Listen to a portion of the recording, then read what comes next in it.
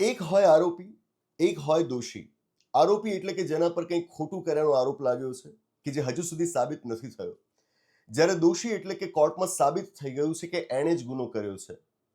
Jeffrey Epstein એક child sex offender હતો. તે એક સેક્સ ટ્રાફિકર હતો અને આ કોઈ આરોપ નથી. 2008માં અમેરિકાની કોર્ટમાં તે ગુનેગાર જાહેર થયો હતો. એણે જાતે સ્વીકાર્યું હતું કે એણે ગુનો કર્યો છે.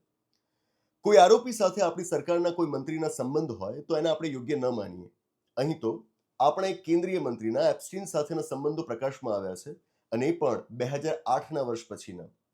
મતલબ કે એપ્સ્ટીન દોષી જાહેર થઈ ગયો એ પછીના સંબંધ છે. આમાં શું સમજવું? મીડિયાએ એપ્સ્ટીન ફાઇલ્સ પર ખાસ વાત નથી કરી. કેમ નથી કરી એ પણ એક સવાલ છે. બીજા દેશોમાં જ્યાં આ પ્રકરણમાં રાજકારણીઓના કે પછી બીજા કોઈ હાઈ પ્રોફાઇલ માણસોના નામ આવ્યા છે, ત્યાં એમણે કાં તો માફી માંગી છે અથવા તો રાજીનામા આપ્યા છે. અને આપણે ત્યાં શું થઈ રહ્યું છે?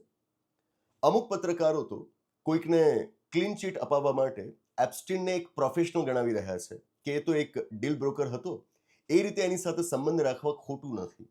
આ શું છે? એપ્સ્ટીન ફાઇલ્સમાં નામ આવે તો એનો મતલબ એવો જરા પણ નથી થતો કે જે તે વ્યક્તિ એપ્સ્ટીન સાથે ગુનાહિત પ્રવૃત્તિઓમાં સામેલ હતી જ.